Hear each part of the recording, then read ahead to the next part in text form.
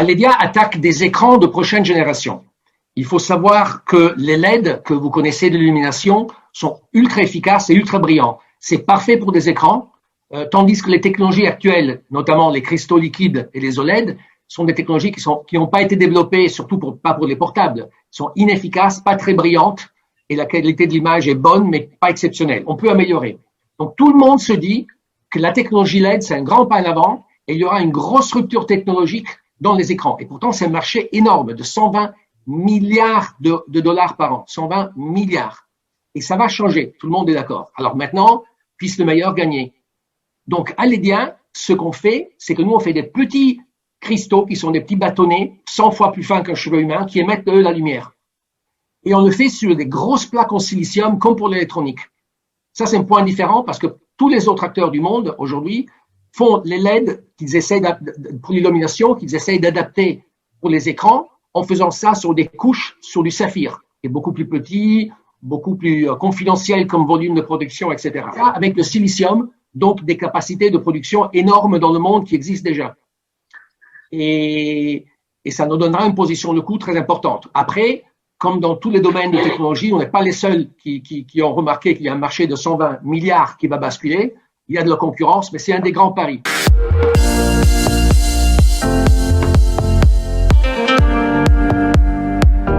Quand on a créé la société, on a fait un spin-out du CEA. Donc, entre le fait qu'il y avait des raisons personnelles des trois fondateurs qui étaient plus faciles de rester sur site, mais aussi on avait accès à tous les équipements du CEA. Et étant européen, on avait fait une levée de fonds de 12 millions qui était très bien pour l'Europe, mais pas du tout au niveau de ce que j'aurais eu si je l'avais fait un peu chez moi, disons en Californie. C'est un peu ma maison spirituelle. Et donc, on n'avait pas vraiment l'argent pour acheter beaucoup d'équipements. Ayant pu bénéficier des équipements du CA, on a pu démarrer et mettre tout l'argent de la R&D et pas dans les machines. Donc, le CA a joué un rôle très important à nous retenir à Grenoble. Après, une fois qu'on est là, c'est sûr que devant faire quelque chose en Europe, Grenoble est un des meilleurs endroits en Europe. Je ne dis pas le seul, mais un des meilleurs. À l'échelle française, c'est le meilleur.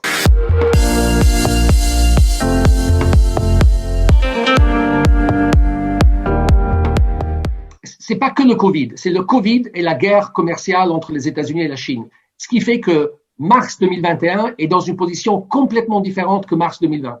Tout le monde a compris que les prochains 20 ans, c'est la technologie qui va tirer les marchés financiers, entre autres. Et donc, tout l'argent se reverse sur la technologie. Les jobs vont être créés par la technologie. Et l'Europe s'est rendu compte que ces chaînes d'approvisionnement dépendent d'une façon très dangereuse de l'Asie ou des États-Unis. Et que donc, il faut réinvestir en Europe.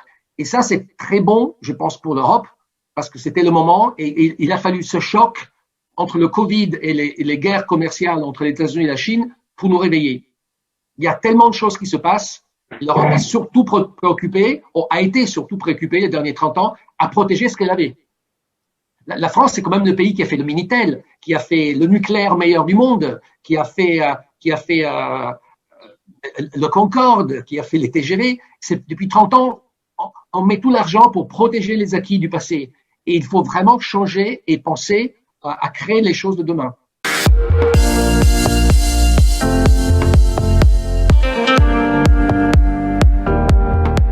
Ce qu'il y a bien sur le plan de relance, c'est qu'en quelque sorte, c'est de l'argent en plus. Donc, d'un coup, on peut financer de nouvelles choses. Et je pense que ce gouvernement, et je dis le président, Premier ministre, la finance, c'est un gouvernement qui a vraiment compris l'enjeu des startups. C'est la première fois. Moi, j'ai fait des startups en Allemagne, en Angleterre, aux États-Unis. Et pour la première fois, je vois que la France, elle a compris. Donc, c'est du nouveau argent et j'espère, enfin, j'ai l'impression qu'il est mis pour stimuler l'innovation.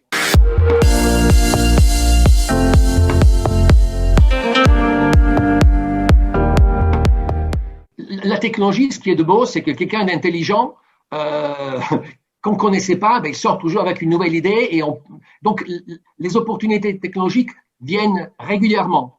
L'intelligence, il n'y a pas de monopole, mais la France a beaucoup de personnes bien formées. Ce qui a toujours manqué en France, c'est le financement et un peu l'ambition récemment. C'est-à-dire, quand je vois des autres sociétés, je dis, mais moi, si j'étais là, je fédérerais ces trois, je lancerais, parce qu'il n'y a rien à faire. L'échelle dans la technologie compte. C'est comme dans la production traditionnelle, l'économie d'échelle, même dans le savoir-faire. Nous avons des compétences de l'aide et on trouve des autres applications, parce que maintenant qu'on sait faire, des autres applications deviennent faciles. Donc, il faut avoir beaucoup d'ambition et beaucoup d'argent. L'argent est le frein le plus grand. C'est-à-dire, quand une start-up française fait le premier tour, elle lève 3 millions. Quand une start-up américaine qui a une bonne idée, il lève 50. Ils n'arrivent pas à la même vitesse. Et on n'y est pas encore. Il y a eu beaucoup de changements, il n'y est pas encore. Maintenant, il ne faut pas abandonner parce qu'on est capable de le faire. Mais il ne faut pas dormir, hein, parce que vous connaissez le problème européen. On a toujours des très bons discours. Après, on se retourne, il n'y a personne derrière avec l'argent. Donc, moi, j'ai entendu plein de grands discours. Et puis, le budget de la photonics, qui est un des grands marchés du futur, vient d'être coupé en 3. L'Europe a coupé en 3 le budget de la photonics en sachant que c'est le marché qui tire le plus fort. C'est plus que l'électronique aujourd'hui en Europe. Donc, voilà. Il faut aller du discours au fait. Et pour le moment, au niveau européen, on n'y est absolument pas. Au niveau français, je pense qu'on commence à y être un peu plus.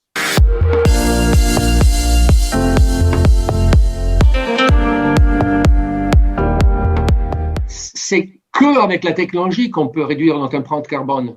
Et le problème est gravissime. Moi, je ne sais pas honnêtement si mes enfants vont survivre à la crise écologique. Je le dis sérieusement. Le nucléaire, c'est l'énergie la plus verte du monde, la plus sûre, celle qui a fait le moins de monde. Je ne comprends pas un écologiste qui ne soit pas pro-nucléaire. Et si on allait massivement vers le nucléaire, c'est la première chose qui ferait baisser notre consommation de CO2 dans l'atmosphère. Et pourtant, les gens tournent autour. Je ne comprends pas. Mais ce que je veux dire, c'est que les solutions, c'est que la technologie qui peut nous les emmener. C'est pas en consommant moins qu'on va vraiment pouvoir changer. Il y a un livre qui est sorti de Bill Gates où il écrit ça très clairement. Il faut par exemple trouver des façons de produire de l'électricité qui n'ont pas une empreinte carbone, comme le nucléaire. Il le dit pas, mais il a le meilleur design de réacteur nucléaire au monde. Il a mis 100 millions là-dedans. Mais après, il faut électrifier tout ce qui bouge. Et là, on peut changer pratiquement la moitié de l'empreinte carbone de la planète. Donc, il y a des choses comme ça. Et c'est pas simplement en réduisant ce qu'on consomme, c'est en changeant. Et la technologie, c'est la seule façon de le faire, à mon avis. Mais je pense que maintenant, c'est dit partout. Il faut faire le prochain pas et le mettre en place.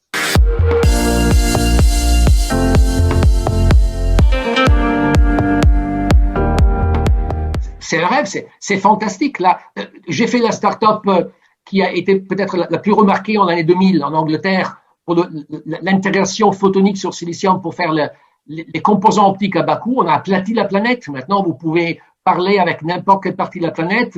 Le coût de la transmission est tombé bas. Et il y avait quelques sociétés qui ont rendu ça possible et ça a changé la planète. Et on aimerait bien, parce que les écrans, toute notre expérience du monde va passer à travers les écrans. Ce serait bien de faire des écrans qui sont différents, je pense que ça vaut la peine. La France est capable de retourner à l'époque de lancer des projets d'avenir. C'est simplement avoir envie de le faire. Je pense que ça commence à se mettre en place. Donc oui, je suis beaucoup plus optimiste.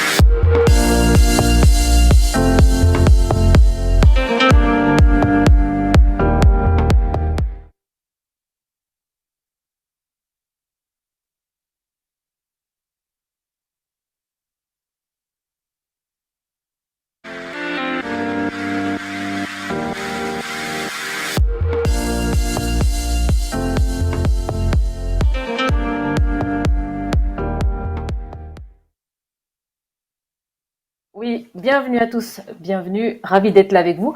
Je suis Saléra Benarbia, je suis journaliste au Dauphiné Libéré. Nous poursuivons cette conférence digitale organisée par le Cercle des économistes en partenariat avec le Dauphiné Libéré et Radio France. En espérant que la technologie opère toujours sa magie, vous devriez nous suivre en direct sur le site du Dauphiné Libéré. Pour ceux qui nous rejoignent, je résume un petit peu la situation. La France est-elle toujours dans la course technologique? Le Cercle des économistes a décidé de faire de cette question, à la fois provocante et pertinente, le fil conducteur de la journée. Et pour tenter de répondre à cette question, il a choisi Grenoble.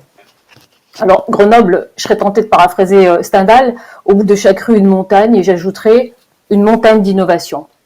Et ici, dans ce Focus 2 de fin de matinée, nous avons à peu près 1h15 pour débattre de ce sujet en mettant l'accent sur les domaines de la santé et du climat. Et justement, à Grenoble, peut-être plus qu'ailleurs, il ne se passe pas un jour où on ne confronte pas la technologie avec les problématiques de la santé et du climat. Alors, la technologie peut-elle répondre aux besoins de notre santé? Peut-elle répondre aux enjeux de notre climat? Compétitivité, santé font-ils bon ménage? Pour en parler ici, je fais un rapide tour de table pour vous présenter les personnes hautement qualifiées. J'en profite, mesdames et messieurs, pour vous remercier d'avoir accepté de participer à ce débat, malgré, je pense, un emploi du temps bien chargé. Nous avons parmi nous Virginie Brun, directrice de laboratoire au CEA, commissariat à l'énergie atomique. Bonjour madame. Nous avons aussi ici Claire Vaizan, directrice générale adjointe et secrétaire générale du groupe Engie et membre du Cercle des économistes. Bonjour, madame Vaizan. Bonjour. Nous avons aussi parmi nous Alix Prader, présidente du cabinet de conseil en santé Opus Line groupe Accenture ou Accenture. Bonjour. Bonjour. Nous avons aussi parmi nous Thomas-Olivier Léautier, professeur des universités détaché à EDF. Est-ce qu'il est là? Je poursuis mon tour de table. Nous avons ici Étienne Grasse, essayiste, spécialiste de la transformation des systèmes de santé par la donnée. Et aujourd'hui, il propose ses services auprès de Capgemini. Bonjour Étienne Grasse. Bonjour. Et enfin, nous avons parmi nous Jean Schmitt, PDG de Jolt Capital, qui est un fonds d'investissement dans les entreprises technologiques. Bonjour. Voilà pour les présentations. Alors, vous qui nous regardez sur le site du Dauphiné Libéré, vous pourrez participer au débat en posant directement vos questions aux personnes présentes autour de cette table ronde. Alors, sans plus attendre, nous passons au grand témoignage et nous allons donc faire de plus amples connaissances avec Virginie Brun. Vous êtes donc directrice du laboratoire qui s'intitule « Étude de la dynamique des protéomes ». Alors, pour commencer, est-ce que vous pouvez nous parler de votre parcours dans les grandes lignes, nous dire ce qui vous a amené à prendre la tête d'un laboratoire qui analyse les protéines de nos cellules? Bonjour. Pour mon parcours personnel, il a commencé avec un intérêt marqué pour les sciences, que ce soit la physique, la biologie, la médecine. Et j'ai donc poursuivi une formation de vétérinaire. Ensuite, j'ai voulu exercer un métier varié et évolutif. Donc, je me suis orientée vers la recherche biomédicale et plus particulièrement les technologies pour la santé humaine. Donc, rapidement, après 4 ans de recherche et de post-doctorat, mon parcours s'est inscrit dans une dynamique qui a été beaucoup plus collective. Et donc, j'ai pris la responsabilité d'un groupe de recherche. Alors, ce qui est intéressant, c'est qu'à ce moment-là, en fait, on rassemble autour de soi des expertises qui ne sont pas les nôtres, qui relèvent en fait de disciplines qui nous complémentent. Et donc, on peut adresser des projets qui sont à la fois plus ambitieux et plus originaux. Voilà. Et donc, maintenant, je suis responsable d'un laboratoire qui est reconnu par le CEA, l'INSERM et l'UGA. Et nous traitons de projets très très variés dans le domaine de la santé. En particulier, donc, nous nous intéressons aux protéines d'intérêt médical. Et alors, concrètement, quelles applications pratiques peut-on attendre de vos travaux? Est-ce que vous pouvez nous développer? Oui, bien sûr. Donc, on étudie les protéines. Et l'ensemble des protéines, c'est le protéome. Alors, le protéome, c'est un complément du génome. Dans les organismes vivants, le génome correspond au plan de fonctionnement de l'organisme et les protéines, et donc l'ensemble des protéines, le protéome, sont les effecteurs de ce plan. C'est les protéines qui vont permettre aux organismes de s'adapter à des conditions et parfois il y a aussi des dérèglements qui conduisent à des maladies. Alors en étudiant les protéines et en particulier dans des problématiques biomédicales, on se donne les moyens d'explorer plus de 1 million de composés dans différents tissus, ça peut être le sang, ça peut être le foie, ça peut être le cerveau. Et à partir de ces études, en fait, on va décrypter des mécanismes qui peuvent correspondre à des développements de maladies. On va trouver des nouvelles cibles thérapeutiques. On va identifier des protéines dont l'abondance va varier dans le sang et qui vont pouvoir être utilisées comme des biomarqueurs. Et enfin, on peut aussi contribuer à la caractérisation de protéines qui ont un effet thérapeutique. Donc ça, c'est plus des activités qui se font avec des industriels. Alors, vous travaillez au CEA à Grenoble. Est-ce que l'écosystème grenoblois est particulièrement stimulant pour la recherche? Alors, dans notre domaine, et en particulier l'analyse des protéines, on explore le vivant, mais on met au point aussi des méthodes d'analyse. Et pour mettre au point ces méthodes d'analyse, on a besoin de partenaires. Donc, dans nos recherches, on collabore avec des partenaires qui sont grenoblois, en particulier au CEA de Grenoble, au LETI, avec le département pour la biologie et la santé, avec l'INATEC. Et on travaille aussi avec nos partenaires à l'hôpital et dans les laboratoires de biologie. Alors, à Grenoble, on a la chance d'avoir sur une petite surface une grande concentration, j'allais dire, d'excellence scientifique et de diversité d'expertise, qui fait que pour chaque projet, on est capable d'aligner et d'enchaîner un certain nombre de compétences qui vont nous permettre de répondre de manière à la fois efficace et ambitieuse et originale à une question.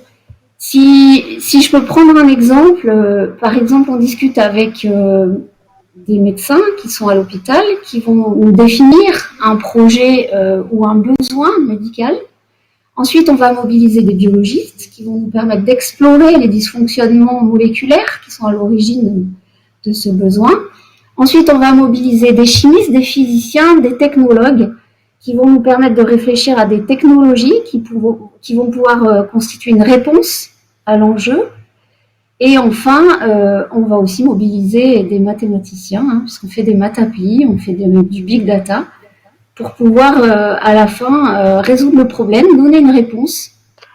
Et puis dans l'écosystème grenoblois, ce qui est bien, c'est qu'il y a aussi des industriels, des startups, des plus gros groupes.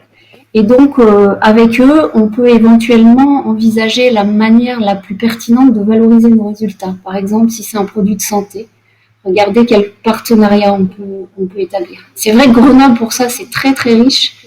C'est très efficace dans la mise en place, j'allais dire, d'un continuum d'expertise pour aller au bout des projets. D'accord, merci.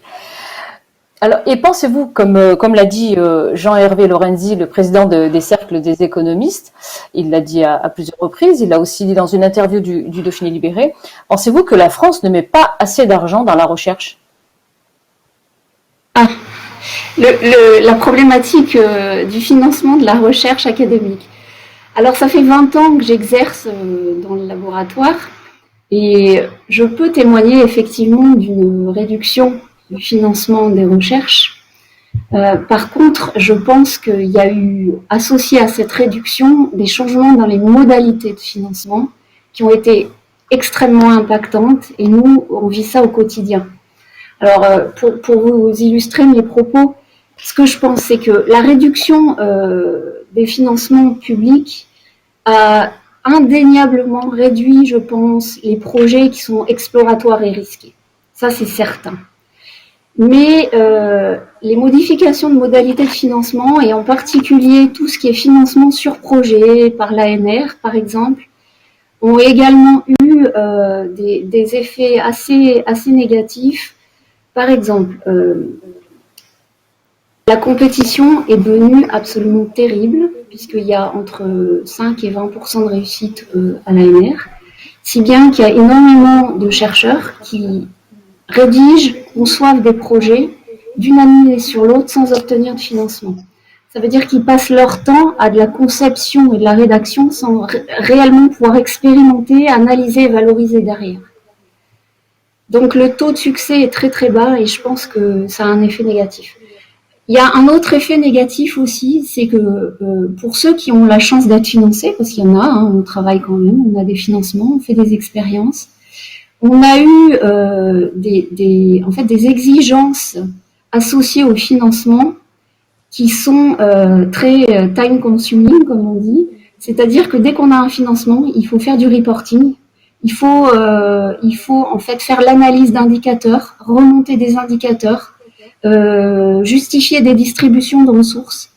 Et d'une certaine manière, je dirais que la réduction des financements et surtout les changements de modalité, finalement, gaspillent un petit peu les compétences des chercheurs qui sont plus utilisées sur une vraie valeur ajoutée scientifique de conception, expérimentation, analyse et valorisation.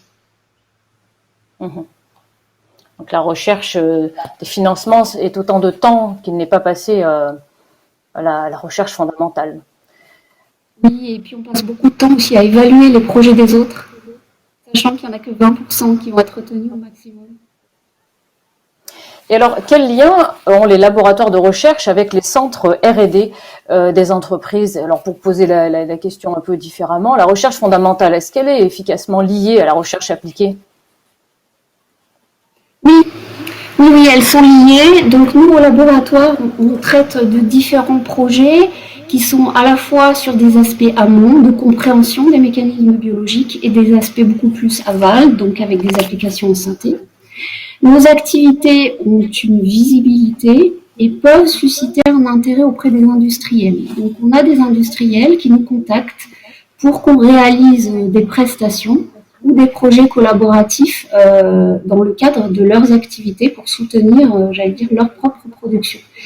Alors, on a même professionnalisé cette activité de soutien auprès des industriels. Donc, au sein de l'équipe, on a une plateforme de services avec un portail qui permet aux industriels, mais aussi à des académiques, de nous contacter pour exposer leurs besoins. On a une équipe qui fait l'analyse des besoins, des propositions de solutions sur mesure, et on propose aussi une contractualisation avec des projets qui seront soit des prestations de services où les industriels gardent l'API, la possibilité de valoriser eux-mêmes, ou alors on fait des projets à plus long terme, plus collaboratifs, on partage la création de valeur et on peut envisager derrière la création de start-up ou alors des publications communes aussi. Donc on a un lien avec les industriels et j'allais dire la qualité de nos services auprès de ces industriels bénéficie de tous les développements qu'on réalise dans le cadre de questions beaucoup plus fondamentales. Alors, vous l'avez dit, vous travaillez en étroite collaboration avec le LETI qui est le laboratoire d'électronique et de technologie de l'information, qui est bien connu sur Grenoble. À l'intérieur de ce LETI se trouve Clinatech. Et Clinatech résume en quelque sorte l'écosystème grenoblois, puisque Clinatech, c'est un centre de recherche biomédicale qui regroupe dans un même lieu des médecins, des biologistes, des spécialistes de micro- et nanotechnologie, des physiciens. C'est un lieu unique en France, donc, qui permet donc de passer de la recherche fondamentale à la thérapie au pied du patient. Pensez-vous qu'il est possible de généraliser ce genre de lieu partout ailleurs en France? Oui, alors mon équipe, en tout cas une partie de mon équipe a travaillé pendant 4 ans au sein de la structure Clinatech, donc on connaît bien cette structure, on a développé aussi des projets communs avec Clinatech. Alors, je peux témoigner d'une originalité de cette structure qui rassemble vraiment dans un lieu commun des expertises très variées, comme vous l'avez dit, médecins, technologues, il y a des cliniciens, des biologistes, c'est très très riche et en fait je pense que avant de savoir si on peut généraliser, il faut faire l'analyse des originalités, des atouts et des facteurs de succès de Clinatech. Donc pour moi, clairement, il y a déjà une ambition scientifique. Il y a une originalité sur les technologies qui sont mises en œuvre et qui proviennent du métier. Et il y a aussi ce rassemblement géographique extrêmement proche d'expertises différentes qui va créer une proximité relationnelle, très très fructueuse. C'est-à-dire que quand on met des gens de disciplines très différentes ensemble, ils vont progressivement trouver un langage commun, ils vont développer des idées, des concepts ensemble, et ensuite, il va falloir se mobiliser pour soutenir ces idées et les concrétiser. Je pense que c'est vraiment l'atout de Clinatech, et je pense qu'il existe sans doute d'autres territoires où on peut trouver ces atouts-là. Et la question est de, j'allais dire, les rassembler géographiquement. C'est vraiment du coworking pour que les gens puissent échanger, conceptualiser et délivrer. Je pense que sur le plateau de Saclay, par exemple, il y a à la fois les expertises, les atouts et les partenaires pour faire des structures comme Cleanatech. Et alors, on est à Grenoble, et donc je ne peux pas poser cette question sans continuer et sans parler.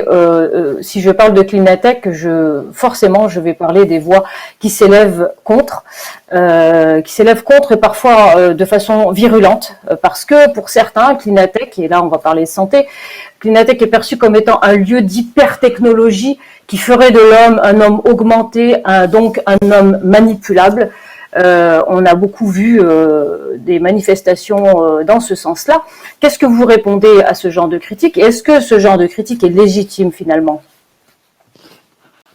Oui, alors c'était le cas à un moment donné. Il y avait des voix qui s'élevaient contre la technologie. Il y en a toujours eu.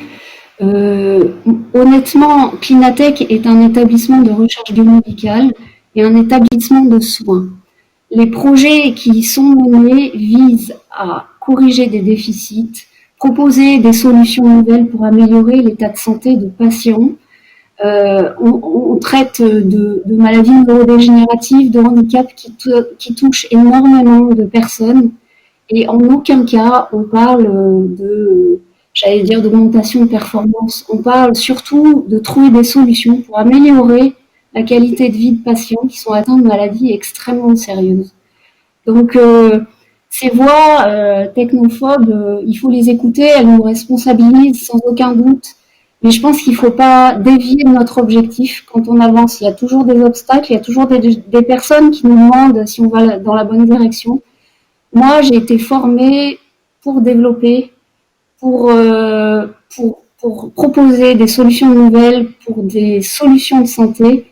Et je continue, comme le disait Emmanuel Sabonadière, je me lève tous les matins en me disant que ce que je vais faire au travail, ça va être à terme utile à de nombreuses personnes. Donc, je pense qu'il faut écouter ces voix, mais il faut relativiser aussi. L'activité, elle est très très bénéfique pour la société. Mais se poser des questions sans être effectivement virulent, se poser des questions, se demander si c'est bon pour la santé, c'est légitime. Je veux dire, si les gens ne savent pas exactement ce qui s'y passe, peut-être que effectivement il y a une sorte de on se demande si c'est bon pour la santé. Est-ce que finalement ces questions sont légitimes? Oui, elles sont légitimes, mais maintenant j'allais dire, pour contribuer à un débat qui serait générateur d'idées, d'échanges, je pense qu'il faut ouvrir ce débat à des personnes qui sont compétentes dans le domaine de la philosophie, de la recherche, dans la sociologie, dans l'acceptation de l'innovation. Donc moi, je peux participer à ce débat en tant qu'expert en technologie pour la santé, pour améliorer la santé, pour améliorer la qualité de vie. Par contre, vous comprendrez bien que ce débat-là, il doit être, j'allais dire, inclusif. C'est-à-dire, on ne doit pas le limiter à une opposition entre technophiles et technophobes. Je pense qu'il doit y avoir des personnes compétentes en sociologie, en philosophie, qui peuvent nous aider à effectivement discuter de cette légitimité. Moi, je n'en doute pas tout le matin de ce que je fais. Très bien, Virginie Brun. Je vous remercie beaucoup d'avoir répondu à nos questions. Nous passons maintenant à la table ronde. Si vous en êtes d'accord, je poserai à chacun d'entre vous 2 questions et vous aurez environ 2 minutes pour chacune d'entre elles. Je commence avec Claire Vézan. Je rappelle que vous êtes directrice générale adjointe et secrétaire générale d'Engie. Le groupe d'Engie est le 3e plus grand groupe mondial dans le secteur de l'énergie. Il emploie 170 000 personnes, dont 80 000 en France. Le groupe auquel vous appartenez a pris un virage en matière de transition énergétique. Sur quoi mise-t-il? Sur les énergies renouvelables ou les économies d'énergie, ou les deux?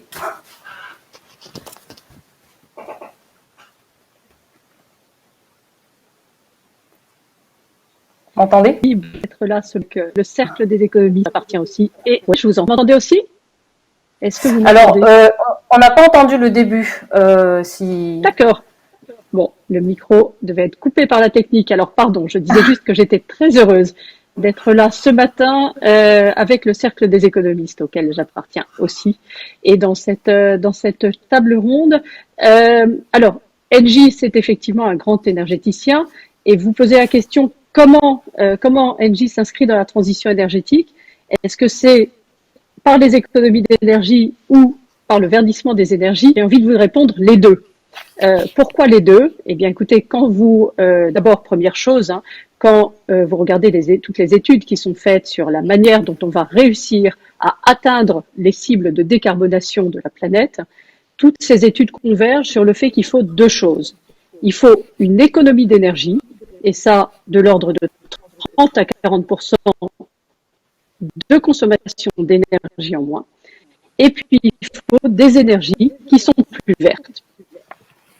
Les deux sont nécessaires et ça peut c'est un peu par qu'un énergéticien, mais nous travaillons chez Engie à la fois pour permettre qui sont des entreprises, des collectivités, des régions de consommer moins d'énergie et ça, on sait le faire, on s'engage sur des partenariats dans la durée, on baisse de 30 à 40 leur consommation d'énergie et leurs émissions de gaz à effet de serre. Et par ailleurs, en même temps, nous nous concentrons sur le verdissement des énergies. Alors, les énergies renouvelables chez Engie, c'est aujourd'hui un peu plus de 30% de notre production d'électricité.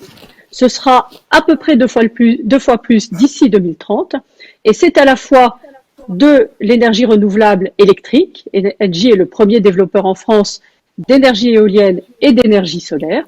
Mais c'est également toute la panoplie de ce que nous appelons les gaz verts, qui sont des gaz qui se produisent dans les territoires, le biométhane d'une part et l'hydrogène vert d'autre part. Voilà. Et puis je n'oublie pas parmi les énergies renouvelables, une énergie renouvelable qui est très prometteuse parce que permettant de faire face à un régime de vent plus régulier, c'est l'éolien en mer. Voilà. Parce que le grand sujet de difficulté avec l'énergie renouvelable, et vous l'avez en tête, c'est l'intermittence des énergies renouvelables. C'est très vrai de l'éolien terrestre, c'est très vrai du photovoltaïque, qui sont produits au moment où les conditions météo sont favorables. L'avantage des gaz verts, c'est qu'ils peuvent servir de complément ou être produits indépendamment des circonstances météorologiques. Je pense en particulier au biométhane, qui peut être produit indépendamment de la météo, et l'hydrogène vert, qui lui peut être un très bon complément, produit à partir de l'énergie solaire, par exemple, quand elle est en excès, et permettre de stocker cette énergie pour plusieurs jours, pour plusieurs mois, entre deux saisons. Voilà, donc à la fois de l'efficacité énergétique et des énergies renouvelables, l'ensemble des énergies renouvelables. Très bien. Et alors, en quoi le digital, la technologie, nous aide à consommer moins d'énergie? Alors, le digital, votre question peut paraître paradoxale, puisqu'on peut se dire le digital, c'est une consommation d'énergie. Et c'est vrai, le digital consomme de l'énergie. Et d'ailleurs, une partie de ce que nous faisons chez Engie, c'est de travailler de manière très étroite avec des entreprises du digital, les grandes, les GAFA, et des entreprises en France comme Orange, pour les aider à décarboner leur consommation d'énergie. Donc, le digital, c'est une consommation d'énergie, mais c'est aussi une manière d'économiser de l'énergie et c'est aussi une manière d'assurer une meilleure adéquation de l'offre et de la demande d'énergie. Consommer moins d'énergie, pourquoi? Eh bien, c'est très simple. Le digital, ça permet de mieux connaître les différents usages. En connaissant mieux les différents usages, on peut les optimiser. Par les capteurs, par les jumeaux numériques, nous avons la capacité, qu'il s'agisse de grands campus d'universités américaines ou qu'il s'agisse d'équipements urbains, par exemple, d'éclairage public ou d'autres équipements urbains, nous avons la capacité d'optimiser la consommation d'énergie. Qui dit l'optimiser, dit la réduire. C'est un premier usage. Et puis, deuxième usage du digital, qui est important aussi en matière d'énergie renouvelable, je le disais, un des grands défis auxquels on fait face, c'est l'intermittence de certaines énergies renouvelables face à une demande qui, elle, n'est pas intermittente. Comment optimiser au mieux, rapprocher au mieux l'offre et la demande? Là aussi, le digital peut aider. Et puis, le digital, dans le renouvelable comme ailleurs, peut aider à améliorer la performance. Et nous nous en servons beaucoup, par exemple, chez Engie, pour piloter nos éoliennes, assurer leur disponibilité toujours plus importante. Très bien, merci beaucoup. Nous passons à Alix Prader. Alix Prader, donc vous êtes présidente d'Opus Line Accenture, cabinet de conseil en stratégie de transformation et de data dédié au secteur de la santé. Alors, en quoi la data permet d'améliorer le domaine de la santé et de la médecine ? Alors bonjour, je suis ravie d'être avec vous également aujourd'hui pour parler de ce sujet tout à fait passionnant. Alors d'abord peut-être pour dire que la data, elle fait aujourd'hui partie du parcours de soins. La donnée de santé, elle est produite par les professionnels de santé, elle est produite par les patients tous les jours. Ce qui caractérise la donnée de santé, c'est que elle est complexe. Elle est complexe parce qu'elle est non structurée, elle est souvent éclatée, elle est en quelque sorte difficile à comprendre par celui qui ne l'a pas produite. Elle s'inscrit par ailleurs dans un besoin d'hyper-personnalisation et on le comprend, chaque réalité personnelle est et chaque parcours de soins, c'est une multitude d'entrées, une multitude de points de sortie. Et donc, la donnée en santé et les technologies, on va dire, traditionnelles en santé ne se suffisent pas pour tenir les promesses de progrès qu'on attend dans le domaine de la data et de la santé. Et en fait, c'est l'intelligence artificielle utilisant les données qui vont donner toute leur puissance aux données pour pouvoir apporter à la fois de la sécurité et de la surveillance sanitaire, pour pouvoir apporter de l'amélioration dans les parcours de soins et dans la pertinence des soins, et puis pour permettre un des défis du système de santé actuel, la coordination entre les professionnels de santé autour du patient. Voilà, donc dans le domaine de la santé, il va y avoir énormément de règles qui vont arriver. D'abord, comme je le disais, avec l'intelligence artificielle, et puis en France, avec l'arrivée de l'espace de santé en 2.2 déjà, qui va permettre de démultiplier les possibilités. Chez Opus Line et chez Accenture, dont nous faisons partie, priorité d'abord à la compréhension de la donnée de santé, priorité donnée à l'algorithmie, qui va permettre de vraiment progresser, et puis enfin, priorité est donnée à l'intégration dans les pratiques des professionnels de santé, dans les établissements, autant qu'à la diffusion auprès des patients. Très bien.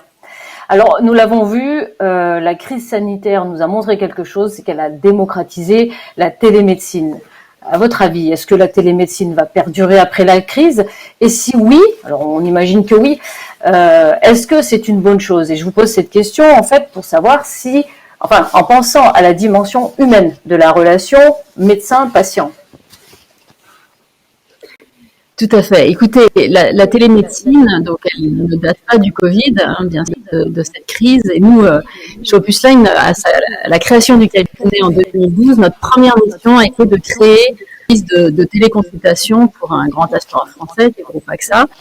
Et on va se dire que la démocratisation de la télémédecine, de la téléconsultation, elle a été permise d'abord par les assureurs qui ont diffusé extrêmement large la téléconsultation à l'ensemble des Français.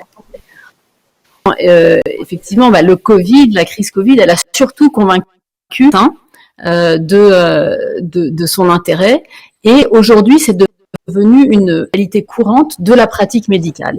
Finalement, avec la possibilité d'avoir une option de consultation ou une option de téléconsultation. Et nous, ce qu'on voit, on fait chez Opus Line des mesures, maturité de l'usage du numérique, et on a fait une avant Covid, une mesure après Covid. Les Français aujourd'hui se projettent à plus de 60% dans un usage récurrent des services numériques, parmi lesquels la téléconsultation, versus moins de 40% avant la crise. Donc il y a vraiment eu un bond très significatif, parce que la téléconsultation, la télémédecine, l'usage des technologies dans le quotidien a fait sa démonstration d'utilité et a fait sa démonstration de facilité. Les Français, du coup, sauront choisir avec leur médecin, encore une fois, seront dosés entre facilité et besoin d'interaction, et sauront choisir s'ils préfèrent ponctuellement d'être en télémédecine, ou ils préféreront une pratique avec un contact plus physique. Ce qu'on projette aujourd'hui, c'est vraiment voilà l'intégration dans la vie quotidienne des patients avec leurs professionnels de santé. Mais finalement, on va aussi aujourd'hui, c'est quasiment vu comme un acte isolé, la téléconsultation. Et demain, ça va être inclus dans une coordination beaucoup plus large. Il y aura un avant, un après. Et ce sont les médecins qui vont pouvoir l'intégrer dans une relation plus suivie avec leurs patients. Très bien, merci beaucoup. Alors, nous passons à, je ne sais pas s'il est arrivé, Thomas-Olivier Léautier, vous êtes là? Oui, absolument. Est-ce que vous m'entendez? Bonjour. Oui, je vous entends très bien. Bonjour à vous. Vous êtes professeur des universités, chercheur en économie. Vous êtes aujourd'hui chargé de formation des dirigeants à EDF.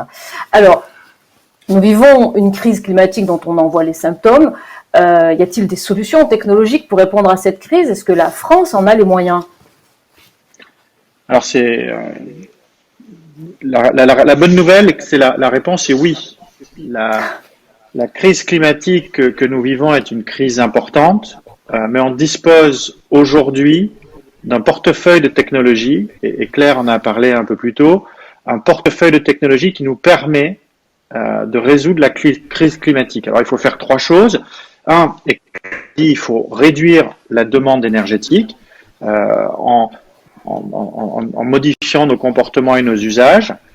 Et ça, on a beaucoup de technologies qui nous permettent de le faire, mais il faut aussi l'engagement des citoyens et la volonté des citoyens de le faire. Deuxième axe de travail, c'est décarboner la production d'électricité. Aujourd'hui, en France, on a une production d'électricité qui est très largement décarbonée, puisqu'on a un parc nucléaire installé important qui produit des mégawattheures sans émettre de CO2. Dans d'autres pays, on brûle essentiellement du charbon pour produire de l'électricité. Alors c'est le cas un petit peu moins, mais c'est encore le cas aux États-Unis, mais c'est surtout le cas en Chine et en Inde, qui sont les grands pays émergents, où il y a énormément d'émissions de CO2 dans le parc électrique. Et donc, l'enjeu pour ces pays dans les prochaines années, ça va être de décarboner leur mix de production électrique en utilisant une combinaison d'énergie nucléaire. La Chine construit de très nombreux réacteurs chaque année, mais aussi d'énergie renouvelable. Donc ça, c'est le deuxième axe, décarboner la production électrique. Et le troisième axe, c'est d'électrifier un ensemble d'usages, le transport, le chauffage, les usages industriels progressivement. Donc c'est électrifier ces usages, et comme l'électricité sera produite avec du décarboné, sera décarbonée, il n'y aura pas de problème. On pourra ainsi décarboner notre économie. C'est faisable. Il y a des technologies existantes, il y a des technologies qui sont en train d'être développées, et il y a des technologies sur lesquelles on travaille et qui seront disponibles dans 20 à 30 ans. Deuxième partie de votre question, est-ce que la France peut le faire? La réponse est oui, bien sûr. On a la chance d'avoir de très grands acteurs industriels dans le domaine de l'énergie. Alors moi, j'ai plutôt parlé d'EDF, et c'est normal que Claire parle plus d'Engie, mais on a des grands acteurs. On a en plus la chance d'avoir un acteur comme EDF qui maîtrise la technologie nucléaire, qui est produit de l'énergie sans émettre de CO2. Donc oui, on peut le faire. Il faut continuer la recherche, il faut continuer à travailler. Surtout, il faut continuer à faire confiance à la technologie. Mais alors, dès lors que nous focalisons notre énergie, notre force dans la course technologique face à des géants que sont les États-Unis, qui est la Chine, est-ce qu'on risque pas finalement de s'éloigner notre regard de notre intérêt environnemental? En fait, pour le dire autrement, n'y a-t-il pas une antinomie entre la compétitivité et cette volonté de protéger notre planète qui est bien malade? Alors, vous avez tout à fait raison. Le professeur d'économie que je suis vous dira ce qui compte, c'est l'objectif et après les moyens à mettre face à cet objectif. L'objectif, c'est de décarboner l'économie. Et ce qu'on voit aujourd'hui, c'est que dans plusieurs pays, des chercheurs, comme ceux avec qui vous parlez aujourd'hui, des entreprises, EDF, Engie, font des paris technologiques, font des choix de technologies différentes. C'est-à-dire que nous, chez EDF, par exemple, on est convaincus que le nucléaire est une part de la réponse, donc on continue à la fois à exploiter nos centrales, mais en préparer de nouvelles. D'autres acteurs font des choix différents. Certains acteurs font le choix de l'hydrogène. D'autres acteurs font le choix de se développer énormément dans les renouvelables avec des problématiques de stockage de l'énergie. Mais ça, c'est bien, parce que ça veut dire que dans 10 ans, on aura un portefeuille de technologie. Dans 30 ans, on aura un portefeuille encore plus large de technologies et on pourra échanger entre pays en fonction des technologies qu'on aura développées. Donc la compétition entre pays sera bénéfique si elle est organisée pour l'objectif qui est le nôtre, qui est de décarboner l'économie. Très bien. Merci beaucoup, messieurs Léautier. Nous passons à Étienne Grasse. Étienne Grasse, vous êtes essayiste, donc spécialiste du digital et des politiques de santé. Vous avez travaillé sur la conception du campus Nord à l'hôpital Bichat à Paris. Alors, je sais que vous n'êtes pas voyant. Est-ce que vous pouvez nous décrire et nous dire à quoi pourrait ressembler l'hôpital de demain ? Alors, il s'est passé quelque chose cette année qui est exceptionnel pour les gens qui aiment la santé, qui ont la passion de la santé. Et ça a commencé en février 2020.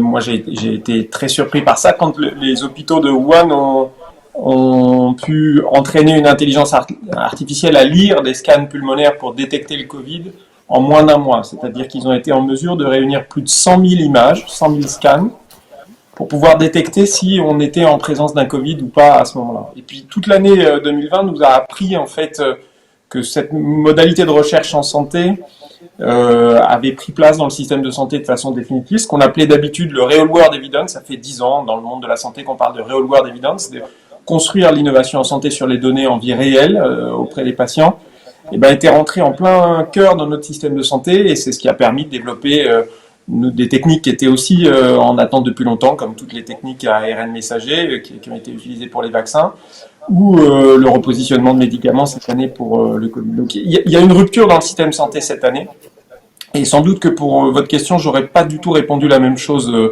il y a 2 ans et aujourd'hui. Il y a 2 ans, on disait l'hôpital de 2025, ce ne sera pas d'hôpital du tout. C'est-à-dire l'idée qu'on concentre dans un même lieu la technologie, les meilleurs experts et les patients les plus complexes était une idée qui était en train de disparaître parce qu'on pensait que les meilleurs experts pouvaient travailler à distance, que les technologies étaient en train d'être miniaturisées, et puis que les maladies devenant de plus en plus chroniques, il fallait les suivre au domicile des patients. Je pense que les choses deviennent plus complexes aujourd'hui pour une raison que j'aimerais que vos auditeurs touchent du doigt, c'est que on est en train d'imbriquer 2 dynamiques d'innovation dans le système de santé. Une dynamique qui est propre au monde de l'industrie et une dynamique qui est propre au monde des services. Dans le monde de l'industrie, traditionnellement en santé, on investissait en moyenne, je ne sais pas si vous le savez, 2 milliards de dollars pour développer une nouvelle molécule, un nouveau produit, un nouveau médicament. Et ça prenait 7 ans. On déposait ensuite une propriété intellectuelle un brevet sur ce médicament, et on mettait 20 ans à peu près à rembourser cette recherche. Dans le monde des services, qui est le monde de mon entreprise aujourd'hui, Capgemini, on fonctionne sur des cycles beaucoup plus courts. Pour des équipes qui font de l'agile, travailler plus de 3 semaines, c'est une hérésie. Et on développe des nouveaux services, des nouvelles intelligences artificielles dans des cycles extrêmement rapides. Et ce qui fait finalement la valeur des services qu'on développe, c'est le volume de données qu'on peut collecter et donc la présence qu'on peut avoir auprès du patient. Alix le disait tout à l'heure, c'est de la capacité à hyper personnaliser la relation auprès des patients. Ces 2 mondes sont en train de s'imbriquer très fortement. Alors chez Capgemini, on parle d'intelligent industry, des industries de demain qui vont être des industries augmentées de services, ou de services qui vont aller vers le monde de l'industrie et qui vont s'imbriquer. Et je pense que l'hôpital de demain sera l'hôpital qui arrivera à donner le contrôle aux médecins dans sa construction des industries intelligentes de demain, et notamment à faire en sorte que ce soit eux, puisque ce sont eux qui vont tenir la relation avec le patient, ce sont eux qui sont dépositaires de la confiance du patient, ce soit eux qui soient capables d'amener des technologies hyper personnalisées vers le patient et créer une nouvelle relation avec lui. Et alors, justement, pour continuer un petit peu dans ce que vous dites, est-ce que la technologie, à force d'être à ce point pointue, elle éloigne pas finalement le médecin de son métier premier, et est-ce qu'elle ne l'éloigne pas du patient ? Vous voyez ce que je veux dire ? C'est un point... ouais. Quand j'ai travaillé sur le campus Nord à la PHP, je croisais tous les jours des spécialistes qui me disaient dans 3 ans mon métier n'existe plus. Donc Bon, j'espère qu'il n'y a pas d'impact sur la conférence ou de radiologue, mais c'est le propre des métiers du diagnostic, l'intelligence artificielle arrivant. Tous les métiers qui reposent sur l'analyse d'images vont être dépassés par des intelligences artificielles qui ont une lecture des pixels plus performante que ce que peut avoir un œil humain. À l'inverse, on est aussi dans l'année dans laquelle le grand projet d'IBM de créer une intelligence artificielle à travers Watson for Health ou Watson for Oncology qui pourrait faire des recommandations cliniques en complément ou en substitution d'un médecin s'est arrêté puisque IBM a décidé de vendre sa filiale Watson for Health et c'est un projet qui est notoirement en difficulté. Et donc on constate aussi que l'intelligence artificielle ne va pas être partout dans la relation médicale. Elle va être présente chaque fois qu'on peut considérer que l'intelligence artificielle est plus forte ou est plus evidence-based, pardon, j'ai pas d'autre terme, et est capable de produire des résultats meilleurs compte tenu de ses capacités. Et puis elle va jamais rentrer dans le monde purement clinique de la relation médicale et du conseil aux patients. Donc le médecin, il va rester, il se repositionner massivement sur cette relation-là et sur ce lien de confiance. L'autre point, je pense qu'il est important, parce que j'ai écouté les interventions sur l'énergie et le nucléaire, c'est que la santé n'est pas un monde de technocratie ou dans lequel la France a encore une technocratie. Moi, j'ai écrit en octobre dernier un papier dans les Échos qui disait « Les vaccins, sommes-nous prêts ?» Donc en octobre, on pouvait déjà considérer que WorldSpeed ayant livré ses résultats, les vaccins allaient arriver sur le territoire français. Et à l'époque, j'ai passé 3 mois à peu près à rencontrer différents interlocuteurs qui me disaient « Mais tu crois vraiment? C'est pas possible. Non, à ce rythme-là, on ne sait pas faire des vaccins. » Et dans le monde de la santé, on n'a pas cet avantage qu'on a réussi à acquérir dans le nucléaire de garder une technocratie au sens propre du terme, c'est-à-dire une culture d'ingénierie qui fait qu'on comprend les technologies et leur manière d'évoluer. Il y a très peu de gens qui comprennent la génomique en France, il y a très peu de gens qui comprennent ce qu'on a évoqué tout à l'heure là sur le protéome. Et donc on a besoin fortement de renforcer notre culture d'excellence sur les technologies en santé. Notre système de santé, de ce point de vue, a beaucoup d'efforts à faire pour créer de l'interdisciplinarité technologique à son sommet, j'allais dire, dans sa capacité à décider. L'idée de créer une DARPA de la santé européenne, à mon avis, trouve sa source là-dedans. On a une capacité à investir massivement sur des grands programmes qui vont nous redonner du leadership technologique. Très bien, merci. Nous passons à Jean Schmitt. Jean Schmitt, vous êtes fondateur donc de Jolt Capital, qui est un fonds d'investissement dans les entreprises technologiques européennes. Alors, quand on est une entreprise comme la vôtre, est-ce qu'on a envie d'investir dans les sociétés technologiques françaises ? Ah oui, bien sûr. On est française et européenne dans tous les cas. La France, ça représente approximativement 35% des sociétés innovantes en Europe. Donc, on ne peut pas se passer de la France. D'autant que maintenant que le Royaume-Uni nous a quittés, le poids relatif de la France en Europe a encore augmenté. On a d'autant plus envie d'investir en France et en Europe que c'est la partie du monde qui reste la plus innovante. Il faut savoir que si on prend les statistiques de l'Office européen des brevets, en 2019 par exemple, l'Europe, si on prend les domaines de technologie avancée, l'Europe a approximativement a filé 28 000 brevets et qu'on comparerait avec 25 000 avec les États-Unis et 7 000 avec les Chinois. Donc, à la fois en stock de brevets et à la fois en rapidité de rédaction de ces brevets, l'Europe est très en avance. Donc oui, c'est un endroit extraordinairement désirable, l'Europe pour faire ses investissements. Ce qui est dommage, en revanche, c'est qu'il y a assez peu d'investisseurs. Le rapport Tibi qui est sorti l'année dernière mettait le doigt sur ce point qui était on a de l'innovation, mais on a peu de financement de cette innovation. On a beaucoup de venture capitalistes en Europe. On a très peu de gens qui font passer les entreprises à l'échelle. Et là, il y a un véritable travail à faire que Jolt Capital fait. D'accord, très bien. Alors, puisque nous sommes le maître du temps, je suis obligée de passer au moment du débat. Mais je vais continuer avec vous, Monsieur Schmitt, avec la question suivante. Lorsque vous investissez sur une entreprise, en préparant l'émission, vous m'aviez expliqué que vous lui faites signer une sorte de cahier des charges. C'est même pas une sorte, c'est carrément un cahier des charges qu'on appelle ESG, qui englobe des critères environnementaux, sociaux et de gouvernance. Est-ce que vous pouvez nous dire d'abord quels sont ces critères un peu plus détaillés et comment on peut être sûr que ces critères soient vraiment respectés? Oui, il y a une révolution dont on parle très très peu, c'est que pratiquement tous les fonds d'investissement maintenant sont forcés ou désirent signer ce qui s'appelle les UNPRI, c'est les Nations Unies qui font signer ces principes pour des investissements responsables. Ça contient un certain nombre de critères qui fait que l'argent qui arrive dans les fonds d'investissement n'y arrive que si ces principes sont respectés. Et ça, c'est un ballon d'investissement gigantissime qui arrive sur ces principes. Alors ces principes, ça recouvre quoi? Ça recouvre le fait que les sociétés dans lesquelles on peut investir ne sont que des sociétés qui respectent l'égalité homme-femme, qui vont avoir des gouvernances correctes, qui ont des niveaux d'éthique suffisants, mais, et ça c'est un des points qu'il faut souligner, en matière d'environnement, sont des sociétés qui respectent l'environnement.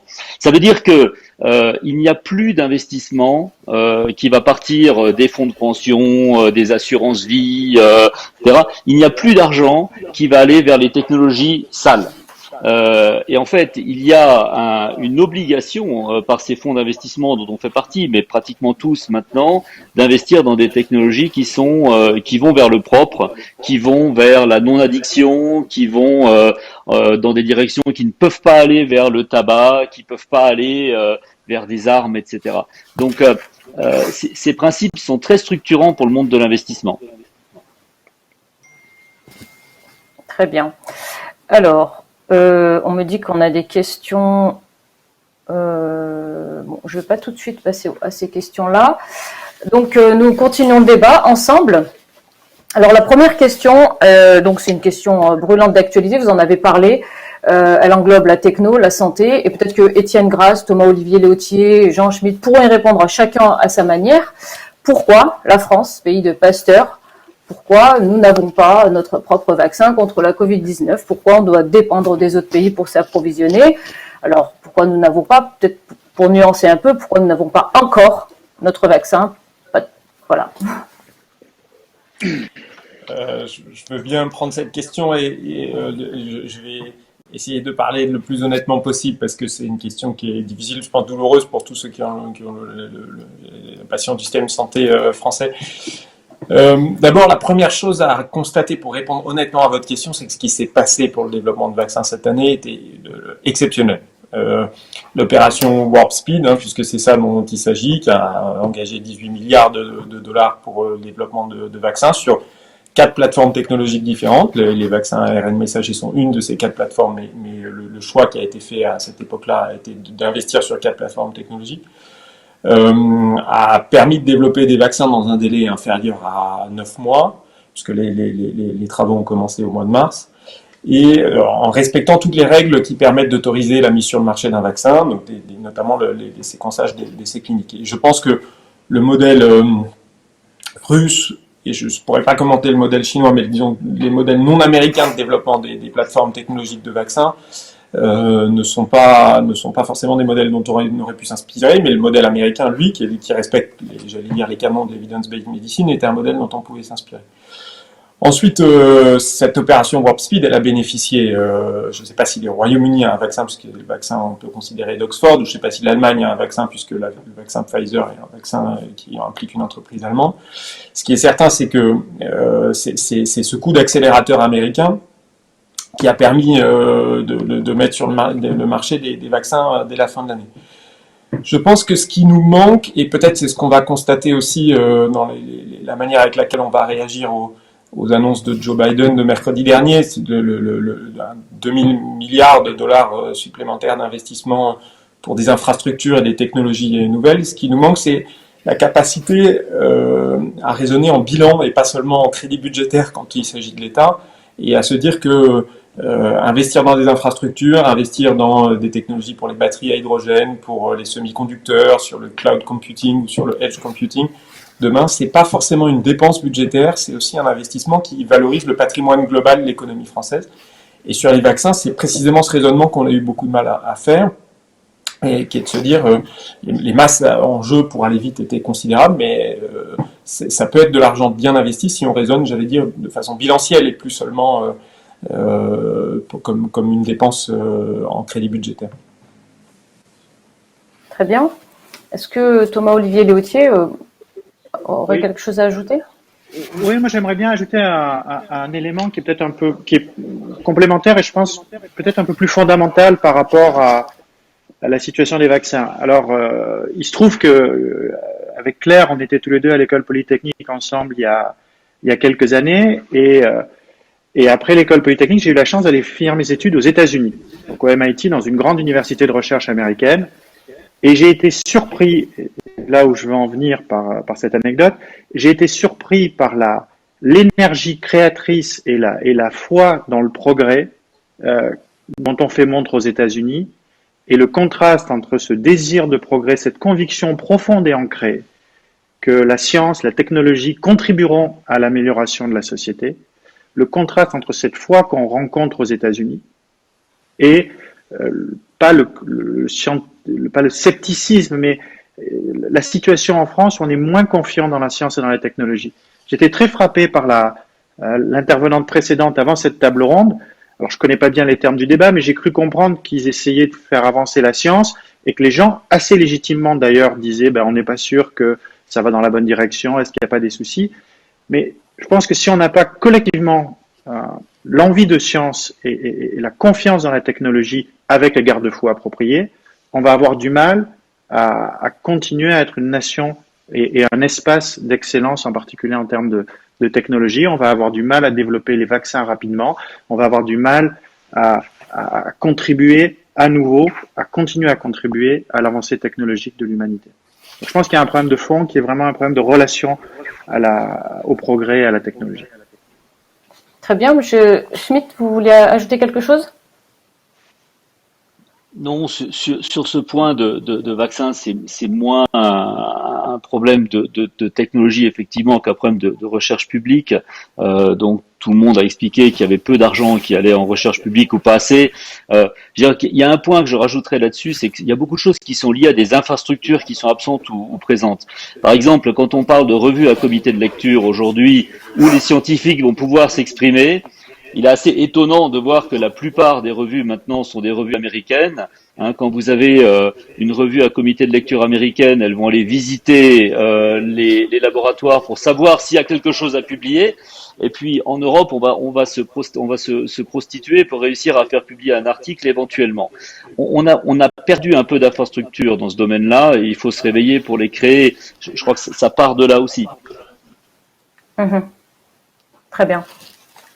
Alors j'ai une question, je ne sais pas vers qui me tourner, à vous de décider qui a envie d'y répondre. Il y a quelques jours à Grenoble, comme ça arrive très souvent, une manifestation pour protester contre le déploiement de la 5G. Donc voilà, un certain nombre de personnes s'est présenté devant une boutique d'un opérateur. À ce propos, le maire Éric Piolle s'est exprimé sur le sujet en disant tout le mal qu'il en pensait, puisqu'il préfère qu'on s'attaque aux zones blanches. Alors d'un côté, inutile, dangereux pour la santé, de l'autre, on entend efficacité, rapidité, fluidité. Alors, qu'est-ce qu'on doit en penser? Quelle opinion on peut se faire face à la 5G, alors qu'on sait qu'il y a des chercheurs aujourd'hui qui sont en train de travailler sur la 6G?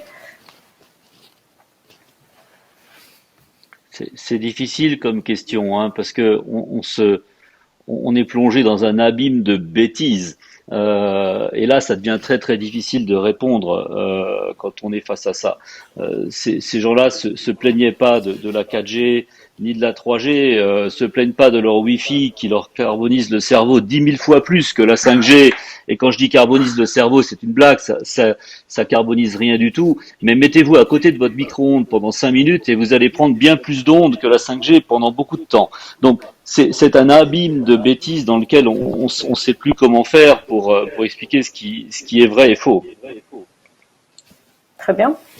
Quelqu'un d'autre voudrait apporter un éclairage? Moi, je peux peut-être apporter un éclairage issu à nouveau du monde de la santé qui est lié au fait que sur la défiance qu'on a à l'égard des vaccins est corrélée au niveau d'études. Et c'est pareil sur la 5G, c'est-à-dire que plus les gens sont éduqués, plus ils expriment un niveau de défiance à l'égard des technologies.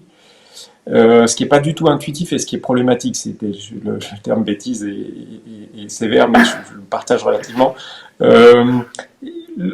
Ce qu'il faut voir, c'est que chaque fois que vous, dans un monde qui est complexe, et il devient de plus en plus complexe, que ce soit celui des réseaux 5G ou celui de la recherche sur les vaccins, la première information que vous donnez à quelqu'un qui est éduqué va créer de la défiance. Et c'est seulement si vous lui donnez un niveau d'expertise qui est quasiment équivalent à un médecin ou à un spécialiste des réseaux que vous allez recréer de la confiance. Donc, le cœur de l'échange que vous avez avec les citoyens se fait en fond de vallée. La vallée de la défiance, ça veut dire que vous allez progressivement devoir assumer de donner plus d'informations, même si ça va créer plus de défiance, parce que finalement, votre objectif, c'est d'amener vers un niveau expert, en fait, une grande partie des citoyens. C'est là qu'est le défi, c'est qu'on a besoin de ces citoyens experts, parce que ce sont ceux qui vont tirer, en fait, les autres vers le bout de la vallée en quelque sorte, et qui vont leur montrer que l'information complexe qu'on leur transmet, elle est accessible pour les amener plus loin dans la compréhension des enjeux d'exposition à des rayonnements ionisants, puisque c'est ça dont on parle.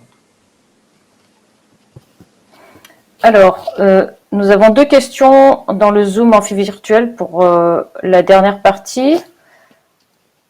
Oui, alors on a une question d'Ariel. Oui, bonjour. Alors, Bonjour. Et c'était concernant le fait que est-ce qu'on pourrait vraiment considérer que la télémédecine répond à l'inégalité des soins médicaux, parce que sur certains actes, la téléconsultation n'est pas pertinente et le contact humain est partiellement perdu dans une discussion virtuelle. Et donc la question des déserts médicaux, est-ce qu'elle reste pas du coup dans ce cadre-là entière?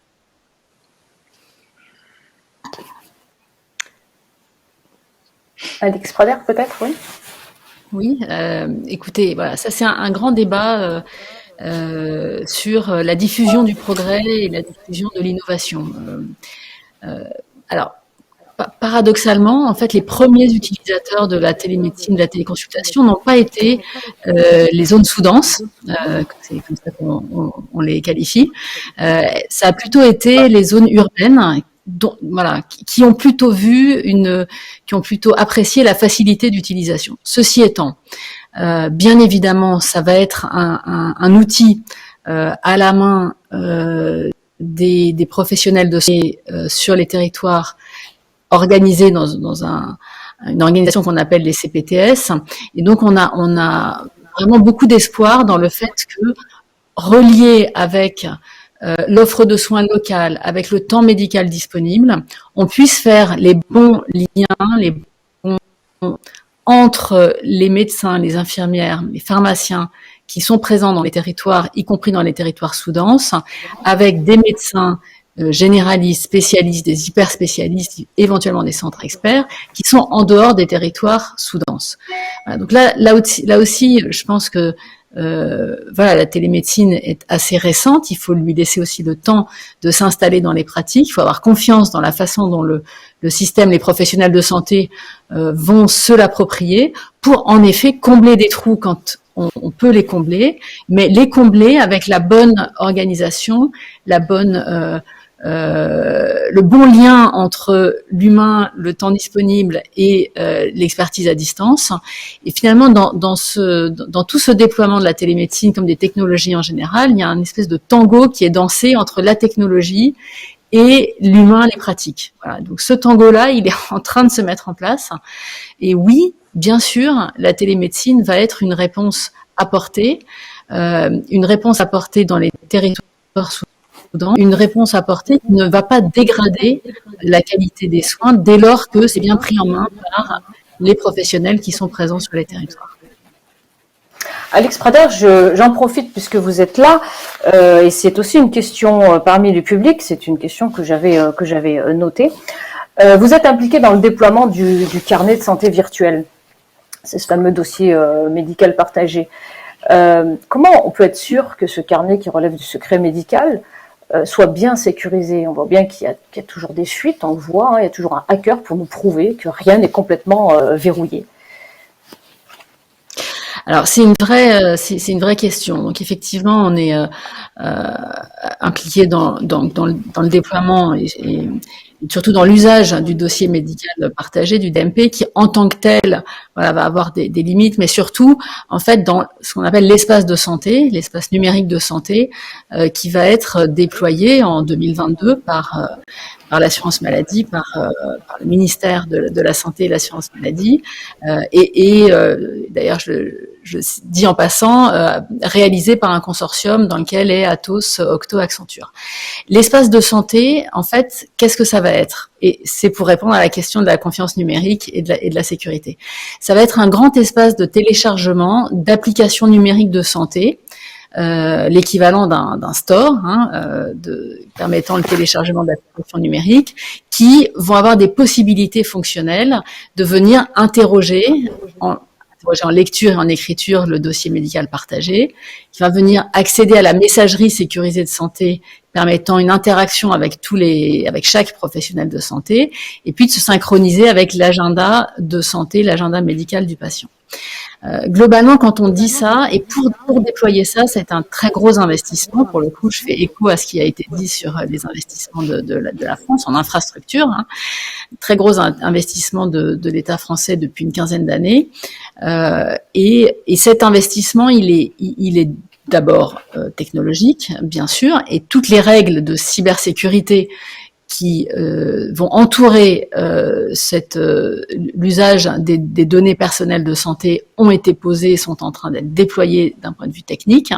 Et puis ces règles techniques, elles s'accompagnent aussi de règles éthiques qui définissent en quelque sorte la nature de l'usage possible, la nature de l'intention des applications qui pourront être proposées au grand public et à leurs professionnels de santé dans le domaine de la santé. Donc vous avez raison, c'est cette confiance numérique qui va accompagner ce très grand programme. Elle est absolument indispensable. Il y a des gros moyens qui sont mis, des gros moyens technologiques. Il y a aussi des gros moyens, on va dire, en déploiement pour faire comprendre, par exemple, que quand on utilise une messagerie sécurisée de santé, c'est beaucoup plus sécurisé que quand on utilise un Gmail ou quand on envoie une photo en WhatsApp ou par SMS à son médecin. Voilà. Donc, c'est tout ce cadre-là. Évidemment, il est difficile et évidemment, il est essentiel au déploiement de la confiance numérique dans le domaine de la santé. Et je pense que voilà, les investissements sont vraiment importants dans ce domaine et on peut parier sur sa réussite. Très bien, merci. Nous avons une deuxième question dans l'amphi virtuel. Oui. Allez-y, Gaëtan. Bonjour. Est-ce qu'on n'attendrait pas que la solution vienne trop des technologies du progrès et peut-être sur des questions, par exemple, climatiques, que ce soit un changement des usages ou des comportements qui pourraient avoir peut-être plus d'impact? Oui, alors, si vous me permettez, je vais accompagner, puisque j'ai une question qui va dans votre sens. J'avais une question à Claire Vézan qui allait exactement dans ce sens-là. Tout à l'heure, Claire Vézan, vous parliez donc d'Engie et qui met le paquet sur les énergies renouvelables, les éoliennes, les fermes solaires. Et quand on lit la presse, on se rend compte que les gens n'ont pas forcément envie de voir une ferme solaire près de chez eux, n'ont pas forcément envie de réduire leur consommation d'énergie, peut-être question d'habitude, ou ils ont peut-être aussi l'impression de régresser. Qu'est-ce que vous leur dites? Alors c'est pour accompagner aussi ce qu'a dit notre auditeur. Merci. Alors, c'est deux questions qui sont un petit peu différentes, mais qui sont effectivement deux faces d'une médaille, qui sont les questions de comportement face à la transition énergétique. Alors, d'abord, complètement d'accord avec ce qu'a dit la personne qui s'est exprimée à l'instant. Il faut un changement de comportement. La bonne nouvelle, c'est que ça ne veut pas dire qu'on revient à l'âge de pierre. Quelques exemples peut-être pour l'illustrer. Il y a quelques semaines, Engie a signé un partenariat avec la région Centre Val-de-Loire, pour décarboner et réduire la consommation d'énergie d'un peu plus de 60 lycées. Donc ça, on sait le faire et on s'engage à baisser de 30% la consommation et de même ordre de grandeur l'empreinte carbone. Donc on le fait et on le fait dans des conditions de bon fonctionnement et de confort, qui sont des conditions normales, en optimisant, comme je le disais tout à l'heure, l'adéquation entre l'offre d'énergie et la demande qui doit être réduite à son minimum. Donc, c'est un exemple qui montre qu'on peut le faire sans bouleverser nos modes de vie, mais effectivement, il va falloir changer nos modes de vie, nos modes de production. Un autre exemple, c'est par exemple la chaleur que nous récupérons, qui peut être produite par une entreprise. Je pense à une entreprise à Vienne, une entreprise de fabrication de yaourts. Eh bien, cette chaleur, elle peut servir à chauffer des logements, en l'occurrence des logements sociaux de la ville. Donc, on voit bien que en changeant les manières de fonctionner, on doit pouvoir faire des gains. Ça, c'est un premier point. Deuxième point, c'est votre question sur effectivement l'acceptabilité des énergies. Je pense que c'est une question qui est sérieuse. On est aujourd'hui sur les questions d'énergie renouvelable, mais pas seulement, dans un phénomène que les anglo-saxons appellent « not in my backyard ». Tout le monde trouve très bien de bénéficier de sources d'énergie, mais quand il s'agit d'avoir une éolienne, une ferme solaire, une centrale nucléaire ou un autre type de production d'énergie près de chez lui, les gens se posent plus de questions. C'est un problème qui est sérieux, je pense qu'il faut y faire face. On le fait par le dialogue, on le fait par une meilleure connaissance aussi de ce que sont ces technologies, de ce qu'elles induisent localement. Parfois d'ailleurs, on le fait par des mécanismes participatifs, c'est-à-dire que tout à coup, un champ d'éoliennes est beaucoup plus acceptable quand vous avez la capacité de contribuer à son financement. C'est une question qui est sérieuse, mais il faut se dire les choses. On ne va pas pouvoir produire de l'énergie sans avoir d'implantations qui permettent cette production d'énergie. Alors, parfois, ces implantations sont toutes petites. Je pense à la géothermie. La géothermie, c'est quelque chose qui est assez formidable puisque vous captez la chaleur dans le sol à peu près 2000 mètres de profondeur. Vous la ramenez en surface dans un bâtiment qui est très, très petit, et avec ça, vous chauffez des quartiers entiers. Ça fait très peu de sol, mais enfin, c'est un peu l'exception. De manière, l'utilisation de l'espace doit prendre en compte le besoin de produire cette énergie, et il faut du dialogue et une acceptation pour arriver à une acceptation sociale. Et puis peut-être dernier point, si vous me permettez, un petit peu différent. Moi, je crois beaucoup un petit peu à la technologie et ce qui se disait tout à l'heure. Je crois beaucoup au rôle des politiques publiques, ça a été dit. Je crois aussi beaucoup au besoin de soutenir un ensemble et je fais le lien avec cette question, un ensemble de technologies qui permettent, en matière énergétique en particulier, de répondre à la demande, parce que l'acceptabilité de telle ou telle technologie aujourd'hui, ça n'est pas forcément la même que demain. Et donc, déployer l'ensemble du champ des technologies possibles, c'est aussi une manière de faire face à cette question d'acceptabilité sociale. Très bien. Alors, parmi les gens qui nous suivent sur la plateforme, une personne vous demande, messieurs, dames, si vous deviez citer une technologie qui va transformer notre quotidien dans les prochaines années, quelle serait-elle ? En réponse à la précédente, ça sera la 5G, bien sûr. D'accord. Non, mais blague à part, la 5G, c'est important parce que ça nous permet que les objets communiquent entre eux, et ça va nous amener... Alors, c'est plus un problème industriel, je pense. Je connais moins bien les applications dans les domaines médicaux ou dans les domaines de services, mais la 5G va profondément transformer la façon dont les objets travaillent entre eux, dans la façon dont les objets communiquent entre eux, et ça va nous permettre de réaliser des gains de productivité et d'amélioration qui sont conséquents. Oui, si je peux donner un petit avis en matière d'innovation qui sont en train de se faire et sur laquelle on est extraordinairement compétitif, moi je pense que c'est tout ce qui est lié à l'optique. Il y a 15 ans, les machines étaient aveugles. Aujourd'hui, les machines voient de plus en plus de choses. Dans 10 ans, les machines verront des choses que nos yeux ne voient pas, elles le font déjà d'ailleurs. Et je pense que c'est là qu'on a le plus des révolutions à attendre, c'est-à-dire des technologies qui permettent de voir, de sentir l'environnement et de réagir en fonction de ça. Et je pense on voit bien sur les voitures autonomes, on en parle, mais il y aura bien de choses qui vont se passer en matière d'optique. Pour continuer avec vous, Monsieur Schmitt. Là-dessus. Oui, bien sûr, Monsieur Grasse, allez-y. Brièvement, en fait, ce qui a le plus changé, vous savez, on parle de loi de Moore, c'est la loi de réduction de la taille de l'information stockée dans des microprocesseurs, et elle date du milieu des années 50, cette loi, et elle s'est toujours confirmée jusqu'à il y a 5 ans. On stocke 2 fois plus d'informations dans un microprocesseur donné tous les 18 mois à peu près depuis cette date. Cette loi, elle s'arrête parce que le marché des semi-conducteurs ou la production de microprocesseurs a connu des limites technologiques fortes. La capacité à miniaturiser en fait dans les microprocesseurs à base de sable, de silicone, le stockage d'informations. Et on voit arriver des puces de nouvelle génération, dont certaines vont utiliser la lumière en fait pour transmettre l'information, d'autres utiliseront le quantique, c'est la capacité à stocker dans un espace donné plusieurs informations, et pas seulement des informations codées en 0 ou en 1, qui vont relancer cette loi de Moore. Et très vraisemblablement, c'est là que se situe la rupture technologique qui aura le plus d'impact sur notre quotidien, parce qu'elle est à très large spectre, et donc elle touche quasiment tout ce que nous faisons. Très bien, merci. Alors, j'ai une autre question d'une personne parmi donc la plateforme. Elle pose cette question: est-il encore possible de faire des choix technologiques de manière rationnelle et scientifique? Les débats, notamment lorsque le climat est impliqué, sont souvent plus politiques et basés sur des postures. Est-ce qu'on peut penser au nucléaire, très décrié par les écologistes, malgré l'énergie décarbonée qu'il produit?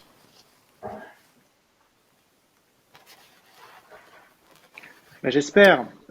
C'est un peu le pari humaniste, le pari du siècle des Lumières, de dire qu'on peut rationaliser, qu'on peut avoir les discussions, on n'est pas forcé d'être d'accord, mais au moins on peut factualiser et échanger ensemble sur les problèmes. Et puis Claire le disait très bien, il y a toujours en anglais on parle de trade-off, c'est-à-dire qu'il faut faire des choix et on a des opinions différentes, mais le pari finalement c'est d'être capable de parvenir à une position commune, même si elle n'est pas un consensus. Et si on n'est pas capable de faire ça, c'est assez effrayant pour notre expérience collective, il me semble.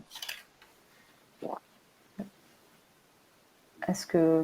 Alors, en tant qu'investisseur, évidemment que la réponse est oui, puisque nous investissons dans des sociétés qui n'atteignent le succès que si elles peuvent vendre leurs produits. Donc, bien sûr, la réponse est bien entendu. Mais regardez aujourd'hui le succès des voitures électriques et le déploiement des infrastructures de voitures électriques. Ça se fait à une vitesse folle. On pense que ça va être un multiplicateur de 15 dans les 5 ans qui viennent. 30% des voitures seront électriques dans la décennie qui va arriver. Du moins, c'est ce qu'on entend quelquefois. Ça veut dire que 3 places de parking sur 10 vont être équipées en bornes de recharge. Et ça veut dire aussi que toutes ces voitures chargées vont servir d'une immense réserve à énergie dans laquelle on pourra travailler pour écrêter les pics de demande. Donc on voit que de toute façon ce succès de la technologie, il arrive et tout le monde l'embrasse d'ailleurs. Alors évidemment, il y a toujours un ou deux râleurs qui vont dire la 5G, ça met le Covid, je ne sais quelle confusion, mais la majorité plutôt silencieuse, elle adopte les nouvelles technologies à une vitesse qui est extrêmement rapide.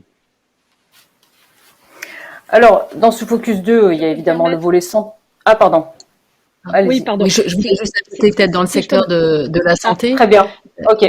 Également, on est au devant de très très grandes évolutions technologiques, de technologie médicale, et c'est vrai que ces évolutions, d'abord elles sont complexes à implémenter parce que notamment on va vers de l'hyper-personnalisation, etc.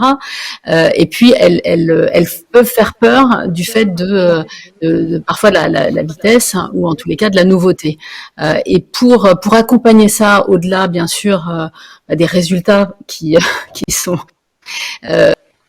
à la fois très prometteurs et qui font que les patients qui sont exposés sont demandeurs, hein, d'aller vers ces progrès-là. En fait, on va accompagner tout le déploiement de ces nouvelles technologies, de ce qu'on appelle l'étude en vie réelle, les données en vie réelle, c'est-à-dire la mesure en continu des résultats, mais aussi des risques, pour pouvoir piloter, pour pouvoir apporter de la sécurité sanitaire. Et donc on voit que à la fois on a une accélération et à la fois on a aussi une sécurisation, et que la donnée va contribuer à ça pour qu'on ait le plus vite possible les mesures de risque quand il y en a. Alors il nous reste une petite minute, Claire Vézan. Allez-y. Oui, peut-être un mot pour dire que, bien sûr, il va falloir réussir à avoir des débats rationnels hein, sur tous ces sujets de technologie. En même temps, un mot pour se dire que la rationalité, ça ne veut pas dire ne pas penser large. C'est-à-dire que on est, et je pense au domaine énergétique en particulier, hein, on est dans un domaine dans lequel les réalités changent très vite. Si vous aviez réfléchi à quel était le bon mix énergétique le plus compétitif pour la France et décarboné il y a 15 ans, vous seriez arrivé à une réponse très différente de celle d'aujourd'hui. Pourquoi? Parce qu'entre les deux, les prix relatifs ont beaucoup bougé. Le prix de l'éolien a été a baissé d'environ 40%, le prix du solaire de 80%. Donc, vous voyez que vous devez exercer votre rationalité, mais vous devez penser différents scénarios, différentes réalités très évolutives. Et ça veut dire quoi? Ça veut dire qu'il faut laisser leur chance aux différentes technos, et les politiques publiques ont un rôle à jouer absolument clé pour permettre aux différentes technos de se développer. On parlait des technos qui vont changer le monde. Je pense que l'hydrogène vert va changer le monde énergétique, avec sa capacité de stockage, de transport et de flexibilité. Il faut être capable de penser large les différents usages, sans dogmatisme, pour réussir, in fine, à faire des choix qui doivent être rationnels, bien sûr. Ce sont des enjeux absolument cruciaux pour le bien-être de l'humanité. Eh bien, très bien. Ce sont les mots de la fin. Notre table ronde touche à sa fin. Je vous remercie vivement. Je remercie les intervenants. Je remercie le public de nous avoir suivis sur le site du Dauphiné Libéré. Et je vous dis au revoir.